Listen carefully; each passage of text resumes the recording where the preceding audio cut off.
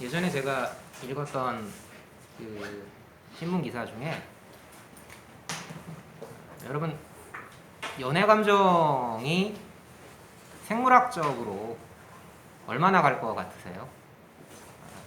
뜬금없는 질문이 아니라 영국의 어떤 그 과학 단체에서 확률적으로, 이건 어디까지나 확률적이에요. 신혼부부가 이제 정상적으로 결혼을 해서 아이가 태어날 때가 대체로 18개월 정도래요. 근데 그 18개월이라는 기간은 사람의 연애 감정이 일반적으로 지속되는 기간이랍니다. 개인차가 있겠지만 제가 말씀드리는 건 대체적인 거예요.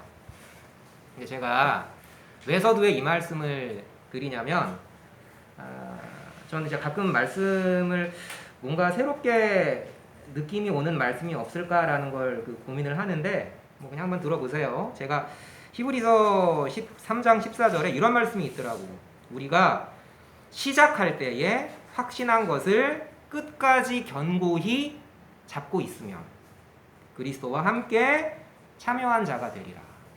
오늘 제가 나누고 싶은 말씀은 이 함께, 우리를 끝까지 함께 우리의 출입을 지키시는 그 하나님의 섭리에 대한 내용인데, 이 말씀은 돌려가지고 말하면 시작할 때에 확신한 것을 끝까지 견고히 잡기가 쉽다, 어렵다? 어렵다라는 거죠. 사람의 연애 감정이 18개월 이상을 지속하지 못하는 거죠. 그럼 18개월 때쯤 돼가지고 연애 감정이 퇴색될 때쯤 누가 태어난다라는 거예요? 그때 아기가 태어난다라는 거예요. 보통 그런 얘기 많이 하잖아요. 부부가 정 때문에 사는 거다, 이런 얘기들 하지만 그 정마저 떨어질 때쯤 이제 아기가 태어나서 그 아기를 바라보면서 사는 거죠. 일반적으로 참 쉽지 않은 얘기죠. 하여튼 그런데 자, 또 쉽지 않은 얘기가 나옵니다. 여기 이제 오늘 10장 17절 이야기를 보기 전에 11장으로 넘어가기 전에 여기 지도 하나 제가 표시해 놨죠. 이게 이제 우리 이전에 공부했었던 하나님 말씀은 참 들을 때마다 새롭죠. 언제 들었나 그러시면 안 돼요. 우리 공부했던 거예요. 근데 여호수아가 정복하지 못한 땅 쭉 나와 있고요. 가운데 있는 요단강 오른편에 있는 지역이 길르앗이라는 지역이에요. 요 길르앗은 므낫세의 아들이었던 마길의 아들, 므낫세의 손자 이름이 길르앗, 땅 이름도 되고요. 므낫세 지파의 한 이제 흐름 이야기도 되는 건데, 사람 이름도 되는 건데, 이 미정복지 밑에 이제 보면 길르앗 밑에 보면은 암몬이라고 보이시죠? 암몬, 모압, 에돔, 요런 애들 중에서 이제 오늘 입다 시대에 이스라엘을 괴롭힌 애들은 암몬인데, 말하자면 그 영화 중에 왜 그런 영화 제목이 있거든. 미션 임파서블이라고. 하나님은 이스라엘에게 임파서블한 미션을 주신 거야, 사실은. 왜? 이 가나안 선 거주민들은 거의 대부분 철기를 갖고 있었고, 이스라엘은 대체로 청동기였거든. 이제 뭐 고고학 연구하시는 분들이 이야기하는 것이지만, 중요한 건 여호수아 17장, 사사기 1장, 4장, 사사기 뭐 등등등에 5차례에 걸쳐서 철병거라는 말이 나와. 그러니까 전쟁에서 가장 중요한 게, 물론 용맹이겠지만 현실적으로 봤을 땐 무기라는 것이 굉장히 중요한 그 변수가 되는 거죠. 일반적으로 한 문명이 다른 문명으로 바뀔 때 거의 보통의 배경이 이거예요. 청동기를 가진 애들이 철기를 가진 애들에게 속절없이 망해버린. 뭐 대표적인 예로 이제 하라파나 모헨조다로 같은 청동기 문명이 철기를 갖고 들어온 아리아인 애들한테 박살나잖아. 거의 대부분 그렇거든. 근데 하나님은 거꾸로 역사를 하는 거야. 청동기를 가진 이스라엘 부족이 밑에 나와 있는 것처럼 숫자도 적어. 그런데 걔네 보고 철기를 갖고 있고 숫자에서 훨씬 압도하는 가나안 땅으로 들어가라는 거야. 이건 뭘 말하는 걸까? 우리 흔히 그런 속담 많이 이야기하죠. 달걀로 백날 바위 쳐봐야 달걀만 깨지는 거죠. 그럼 우리는 어떤 각오로 나아가야 되겠어요? 이루신, 그죠? 이루신 역사를 보고 이루실 것을 믿는 건데, 우린 지금 이 결과를 아는 거잖아. 내가 항상 이야기하는 거. 우리는 왜 예배 시간에 졸린 줄 알아? 왜 이게 남의 얘기처럼 들리는 줄 알아? 우린 결과를 이미 알거든. 결과를 알기 때문에 뭐 이기게 하시겠지. 그래, 뭐 그 얘기 아닙니까? 결국은 청동기 가졌는데 하나님이 역사하셔가지고 300명으로 13만 5천 이기게 하셨다는 거 그 얘기 아니에요. 이 알고 있는 게 굉장히 우리에게 플러스가 아니라 마이너스가 되는 거예요. 하나님이 택하심의 이유를 이렇게 말씀하시죠. 다만 너희를 사랑했기 때문에, 또 열조에게 주신 땅, 언약, 성취의 능력을 보이시기 위해서. 제일 중요한 거. 너네들의 힘이 아니라 당신의 권능의 손으로 여기까지 인도하셨다는 걸 기억해라. 제가 어떻게 쫓아냅니까? 전 청동기인데요. 쟤네들은 철기고 상대가 안 돼요. 어디가 틀렸어요? 어디가 잘못됐습니까? 주어가 잘못된 거죠. 네가 하는 게 아니라고. 이걸 지속적이고 반복적으로 계속 말씀하시는 거예요. 네가 하는 게 아니다. 물론 현상적으로는 우리가 하는 게 맞죠. 그런데 하나님은 반드시 우리 삶 가운데에서 내가 더 이상 어찌할 수 없는 그 상황을 꼭 주세요. 모든 거를 다 내려놓게 하십니다. 여러분, 내 안이 비워져야요. 내 안이 비워져야 그분이 내 안에 들어오시는 거예요. 이게 일관된 하나님의 역사의 출발이에요. 항상 나를 비우게 하시고 그 빈자리에 들어오세요. 제가 어떻게 쫓아냅니까? 하지 말고 뭘 기억하라고? 역사를 기억하라고. 이날까지 요단강을 가르시고 홍해바다를 가르시고 당대의 최강국 이집트를 10가지의 재앙으로 이집트의 10가지 신들을 물리치신 하나님을 기억해라. 성경을 우리가 왜 자꾸 나와서 또 보고 또 보고 또 보고 합니까? 이유는 딱 하나예요. 기억해라. 기억해라. 역사를 기억해라. 그럼 반대로 그걸 기억하지 못하면 망하는 거예요. 흔한 세상의 논리로 이런 얘기를 하죠. 역사를 잊어버린 민족은 패망한다. 로마인들이 했던 이야기지만 역사를 잊는 자는 패망하는 거예요. 기억을 잊어버리는 자는 패망하는 거예요. 자, 이제 오늘 나오게 되는 입다라는 뛰어난 용사가 있었는데 기생 아들이에요. 근데 한번 생각해보면 우리 쭉 공부했던 온니엘 기억하십니까? 이 온니엘은 사사가 될 만한 적격자였어요? 아니었어요? 온니엘은 그나스 족속이었죠. 이 그나스는 에서 계통입니다. 에돔이에요. 말씀드렸었어요, 제가. 여호수아보다는 유다 지파였던 갈렙이 훨씬 더 적격자였는데 갈렙은 왜? 섞였기 때문에. 쉽게 말하면 혼혈이었기 때문에 무언가 부적격 사유가 돼서 쓴 거야. 그런데 하나님은 그 갈렙의 사위였던 역시 온니엘도 이쪽 계통이거든요. 순수 유다 혈통이 아니라고. 왜 그렇게 세우셨겠어요? 그 다음에 나오는 에훗도 왼손잡이였죠. 이건 제가 어떤 뜻이라고 설명드렸어요? 다 잊어버리셨죠? 오른손을 잘 못 쓰는 사람이라는 뜻이거든요. 이 사람은 또 베냐민 지파예요. 가장 작은 지파 출신이었다고. 또 삼갈은요, 아버지가 우상 섬기는 사람이었어요. 아브라함과 비슷하게. 또 드보라는, 여기 여성 동지들께 죄송하지만 이때 고대 사회에서는 여성은 좀 죄송해요, 사람이 아니에요. 냉정하게 말합니다. 예수님 당시에도 여성의 증언은 증언으로 받지 않았어요. 그런데 부활의 첫 증인이 누구였어요? 여성이었어요. 또 여기 입다도 그나마 이 사람이 좀 괜찮은데 뭐야? 출신이 굉장히 비천했던 거야. 쫓겨나죠. 고향 땅에서 쫓겨난다고. 이거 누가 떠올라야 돼요? 나사렛에서 배척당하셨던 예수님이 떠올라야 되는 거야.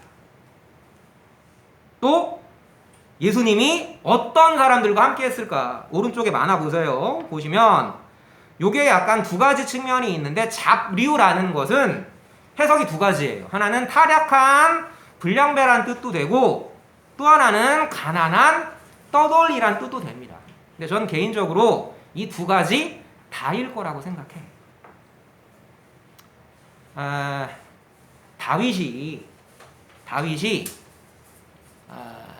여기 대충 누구쯤 될까? 항윤이나 뭐 한 이때쯤 한 10대 후반서부터 30대 초반까지 언제 내가 죽을지 모르는 살해 위협에 시달려요.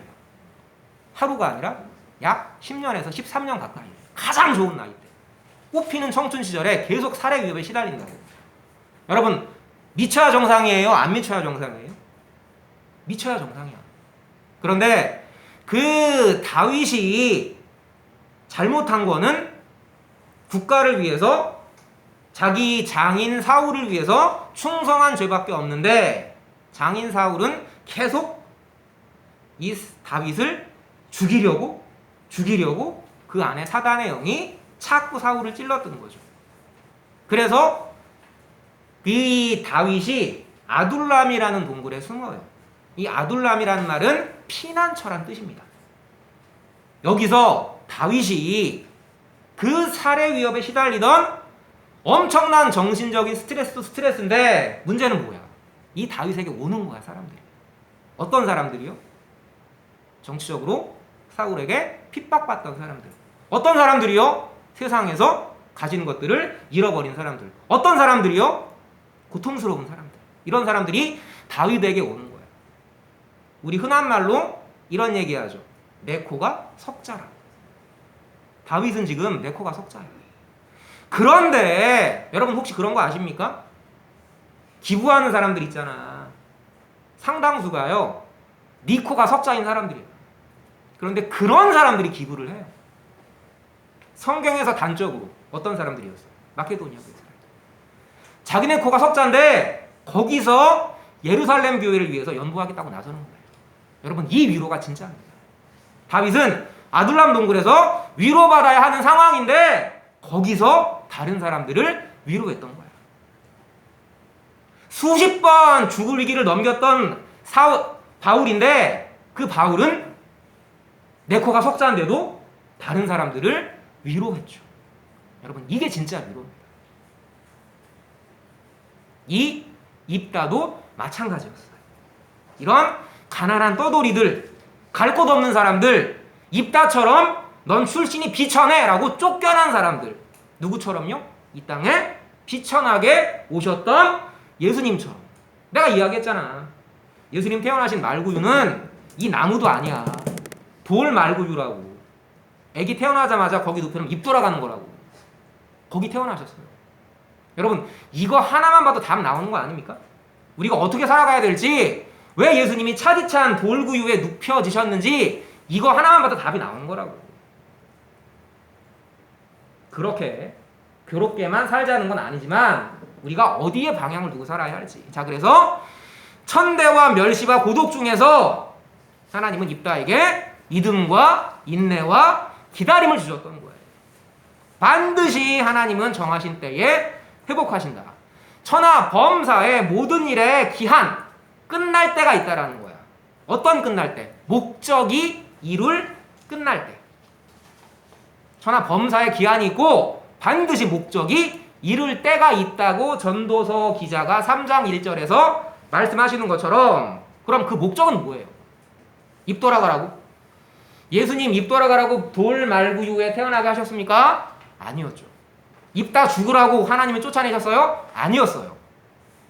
그 쫓겨난 고독 가운데에서 절실하게 누구만 붙들라고. 전후 좌우 다 막히면 어디밖에 볼 수 없어요.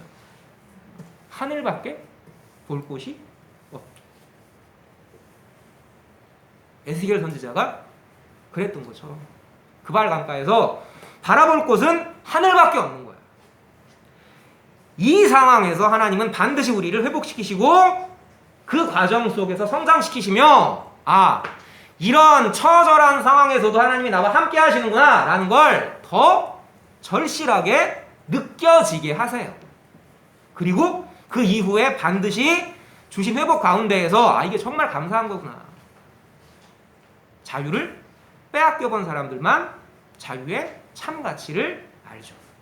내 삶 가운데 수치스러움이 있다면 뭘 생각하는 거예요? 아, 예수님은 나보다 더 수치스러우셨겠지. 내 삶 가운데 억울함이 있으면 뭘 생각하는 거예요? 아, 예수님은 나보다 더 억울하셨겠지. 이걸 생각하면 견딜 힘이 나는 거죠. 자, 밑에 하나님의 능하신 손 아래 겸손하라, 겸손하라, 겸손하라 3번씩이나 이야기를 해요, 베드로가. 그 겸손하라 한 다음에 뭐라고 이야기합니까? 아, 그래, 계속 겸손하고 살아.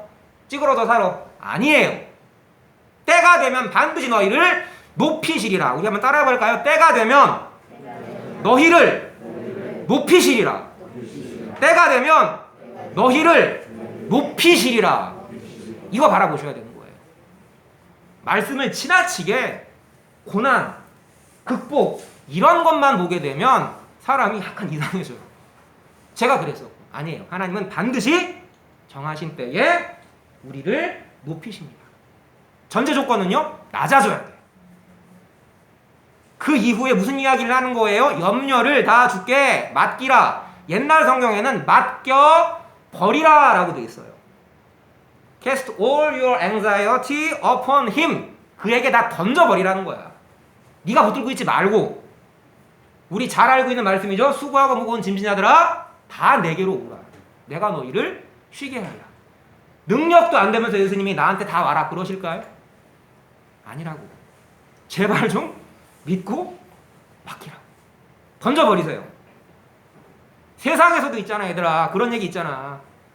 내가 염려했던 100가지 중에 실제로 일어났던 건 2%, 3%밖에 안 된다고. 근데 우리는 97%를 붙들고 계속 걱정하는 거예요. 어떡하지? 어떡할까? 어떡하지? 어떻게 해야 돼? 하나님 제가 어떻게 쫓아냅니까? 네가 아니라니까. 네가 아니라고. 이게 믿음입니다. 이게 믿음이에요. 염려를 다 주께 던져버리라. 이유는 그가 너희를 친히 돌보심이라. 권고하십니다. 보신다고. 너네가 얼마나 억울한지, 너네가 얼마나 답답한지, 너네가 얼마나 깝깝한지, 막막한지 다 보신단 말이야. 계속 그 상태 두시겠어요? 아니라니까. 어떻게 해요? 뭘로 증명하실래요? 역사를 보라고, 역사를. 입다 이야기는, 입다를 따랐던 사람들 이야기는 옛날 얘기가 아니란 말이야. 정리합시다. 그런데요, 이 입다는 참으로 제가 보기에 된 사람이에요. 용사라고. 이 큰 용사라는 말을 괜히 붙인 게 아니었겠죠. 능력자였단 말이에요. 괜히 길르앗 장로들이 이 사람한테 가가지고 야, 네가 우리의 리더가 되어달라. 아무 능력도 없는 사람한테 가가지고 출신도 비천한데 그 사람한테 가가지고 리더가 되달라고 했겠어? 이유가 있는 거란 말이야. 그런데 이 뛰어난 능력의 입다는 승리를 장담하기보다 겸손히 하나님께 의지합니다. 우리 다시 한 번만 그 말씀 읽어볼게요. 아까 우리 봤던 사사기 말씀 중에 그 11장 다시 한 번 보면 사사기 11장 말씀 중에서 9절이었죠? 중간쯤에 보시면 만일 여호와께서 그들을 내게 넘겨주시면, 다시 한번요. 만일 여호와께서 그들 암몬 족속들을 내 손에 붙여주시면, 여기가 포인트라고. 요 왼쪽 만화 컷은 약간 핀트가 잘못된 거야. 나를 왕 삼아주겠다고 이게 포인트가 아니고, 여호와께서 내게 저 암몬을 내 손에 붙이시면 내가 능히 그 일을 감당할 수 있다. 다윗이 그런 이야기를 하죠. 전쟁은 여호와께 속한 것인즉 누구 앞에서? 그 막막했던 3m 가까이 됐던 엘라 골짜기에서 그 무시무시했던 아낙 자손 골리앗 앞에서 전쟁은 여호와께 속한 것인지, 내 삶의 크나큰 위협 가운데에서 삶의 전쟁은 여호와께 속한 것인즉, 이 고백을 하게 하시는 건요, 우리가 아닙니다. 자꾸 이걸 부담스럽게 나는 이런 고백이 안 나올까? 나는 졸음만 오지? 뭐가 부족한 거예요? 내 정성과 능력이 부족한 겁니까? 아니에요. 이유는 딱 한 가지입니다. 안 붙주는 거예요. 그분을 안 바라보는 거라고. 현상의 문제가 아니라 내가 그분을 얼마나 절실히 붙잡는가, 그 믿음의 문제라고요. 그랬던 근데 다윗도 실족했죠. 우리 다음 시간에 공부할 거예요. 이 입다도요. 말하면 좀 약간 거시기 하지만 정말 어처구니 없는 실책을 저질러요. 왜 하나님은 그런 부족한 모습들을 보이시는 걸까요? 입다나 다윗은 불완전하다. 저 목사님이 너무나 설교를 은혜롭고 감동적으로 하셔. 그런데 그분이 어느 날 대형 사고를 저지르셨어요. 제가 뭐 책을 좀 좋아하는데 몇 권 책들 중에서 굉장히 감동적으로 읽었던, 특히 이제 이런 성경의 진리 분별에 있어가지고 굉장히 제가 도움받았던 분이 있었는데, 이분이 어느 날 거대한 사고를 치셔가지고 3X 교회라는 데였는데 나가셨는데 또 이제 새로운 교회를 차리셨더라고요. 말이 굉장히 많았던. 근데 여러분 절대 사람 보지 마세요. 아무리 그분의 설교가 훌륭하고 아무리 그분의 말씀이 감동적이어도 우리는 사람을 보는 게 아니라고요. 저도 믿지 마세요. 여러분도 믿지 마시고. 언젠가 말씀드렸죠? 사람은 사랑할 대상이지 의지할 대상이 아니라. 근데 우리 의지하려고 했죠. 그건 그분에게도 좋은 게 아니었고 우리한테도 좋은 게 아니라. 사람은 약합니다. 누구만 바라보라고. 이런 모형적인 입다와 다윗 같은 용사를 바라보지 말고 완전하신 용사인 예수만 바라보라. 오늘의 주제, 항상 여호와께서는 우리의 모든 것들을 돌아보시고 우리의 모든 출입을 지키십니다. 나가고 오는 모든 길들, 우리 한번 읽어보고 마칠까요? 그 밑에 보이시죠? 여호와께서, 자 한번 천천히요. 시작. 여호와께서 너의 출입을 지금부터 영원까지 지키시리로다. 여호와께서 지금부터 영원까지 여러분들 한 명 한 명의 출입을 지키십니다.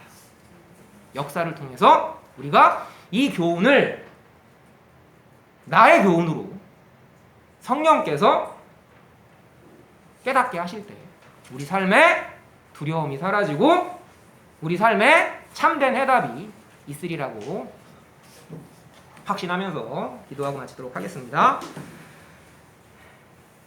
하나님 아버지 감사합니다. 세상에 많은 정의가 있고 세상에 많은 진리가 있고 세상에 많은 길들이 있습니다. 그러나 저희 가운데 부어주신 성령의 영으로 오직 예수께서 길이요 진리요 생명이시며 그로 말미암지 않고는 아버지께로 갈 수 없음을 저희가 늘 말씀을 통해 깨닫습니다. 아버지 하나님, 저희와 항상 함께 하시고 저희의 모든 출입을 지키시며 저희의 모든 생각과 저희의 모든 마음과 저희의 모든 하나님을 향한 뜨거운 열정을 주께서 늘 더욱 새롭게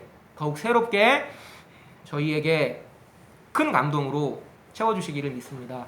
죄인 공로옵사오나 저희를 위해 죽으시고 부활하신 예수님 이름으로 감사하며 기도드렸습니다. 아멘.